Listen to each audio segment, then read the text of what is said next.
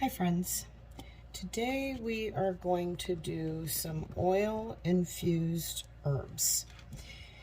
I know this is backwards for you guys, but the way I have to set up my phone for you guys to see, it's just the way it is.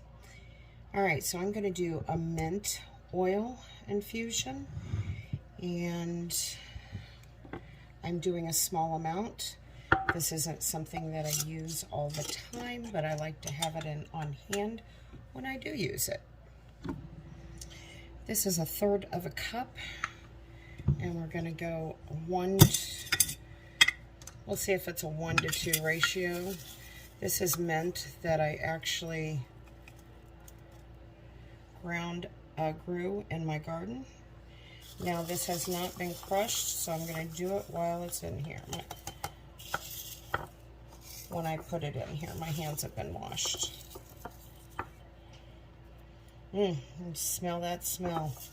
That mint, it smells so good. Love it, love it, love it. Now, as you can see, the unbroken mint takes up more space. So once you break it down, you'll see your actual measurement, if that makes sense.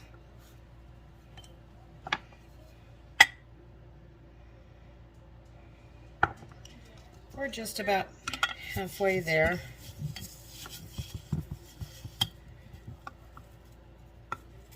There's some broken down mint in here I'm trying to get to, but I might not be able to reach it.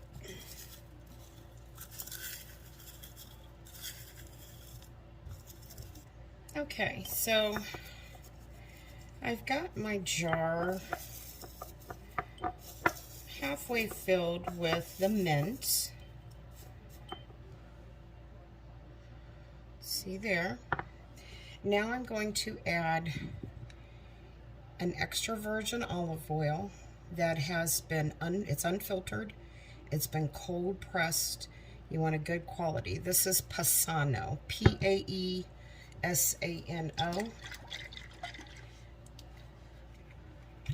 Reason for olive oil.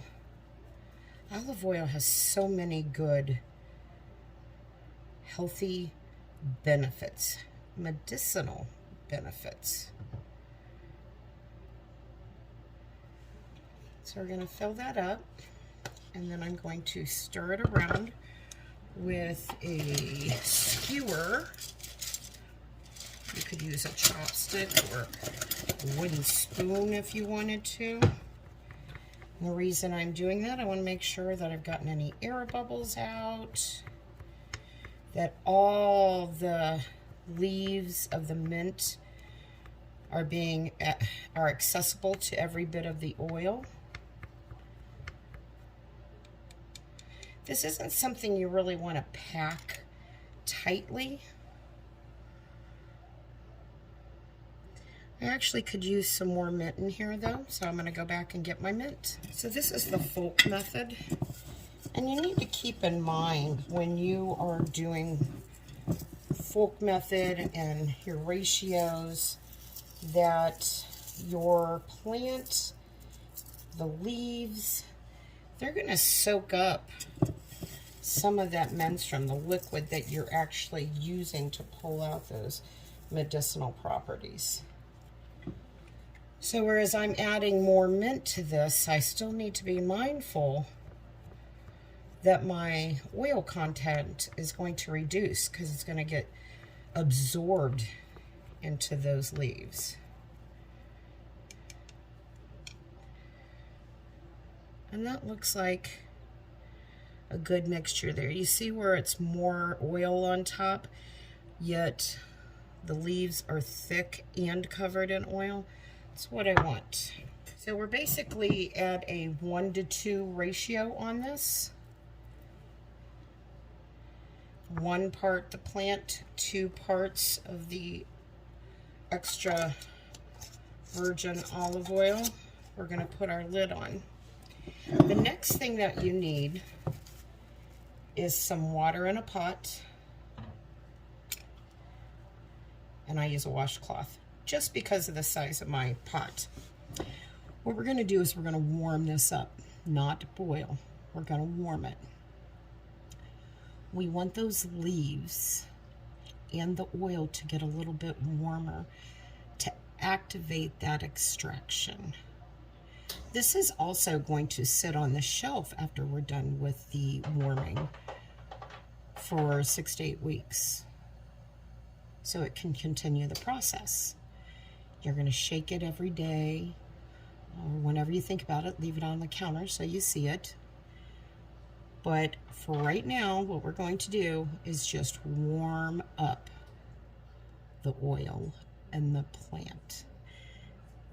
I have one here that I made that is wild Greek, mountain grown wild Greek oregano, and I have not warmed this up yet, so I'm going to throw this in there also. With that being said, this step doesn't necessarily have to be made right when you put it in the jar with the olive oil. I did this one a few weeks ago. It's not going to hurt it to warm it up now. I have enough water in here that it should cover the jars at least halfway. This one, it may be too much so, but we're going to see. The wash rag, you're probably wondering, well, what did you need the wash rag for? I don't want the bottoms of these jars to sit on the direct heat. Jars can, you know, crack, and I don't want that. These are cold jars, room temperature jars, I should say. And the water in there is room temperature water. It's not warm, it's not freezing cold. You want your temperature of both the jars and the water to be the same. You would not want the water to be boiling hot and then put a cold jar in, vice versa, okay? And that's just with anything, not with this. So because I don't want it to touch the direct heat on the bottom of the pan, I'm gonna put this washcloth down in the bottom of that pan. Just let it sit in there.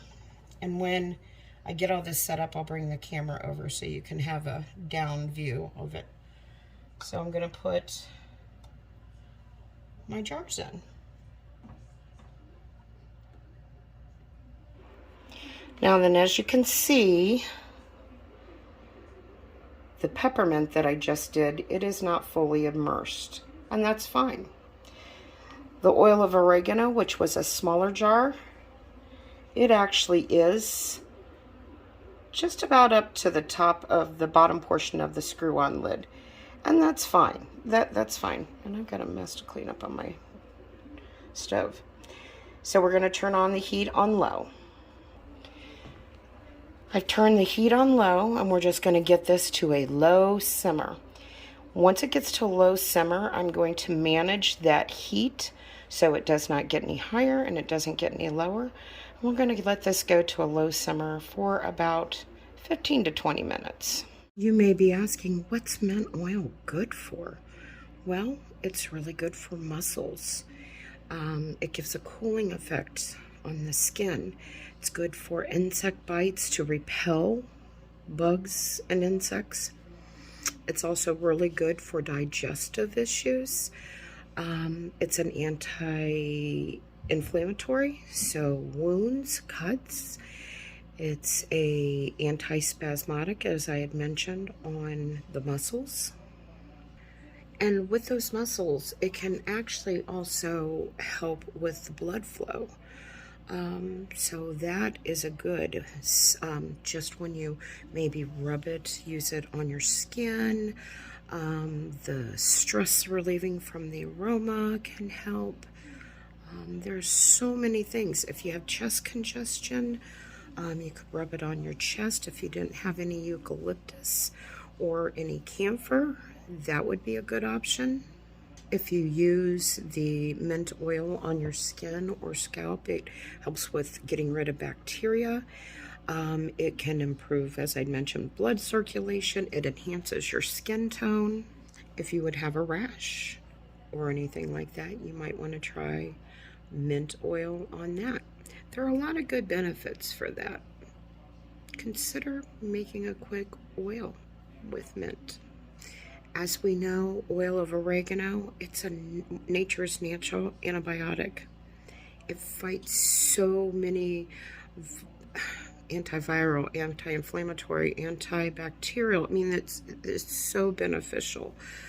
Having this on hand is a must in your first aid kit at home.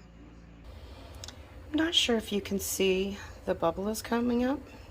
So we're starting to get at that simmer, and this is where I need to be mindful of the amount of heat. I really don't want it to get any higher this, so I'm going to lower the heat now to keep it at this stream and at this level of simmering, and it's going to stay there for 15 minutes. If you can, if it's not too hot, give it a little shake. Another option is, if you are a canner, this is one of the needed tools, and it's just going to grab your jar and you can shake it and set it back in. It's hard to do this when I'm looking through my camera.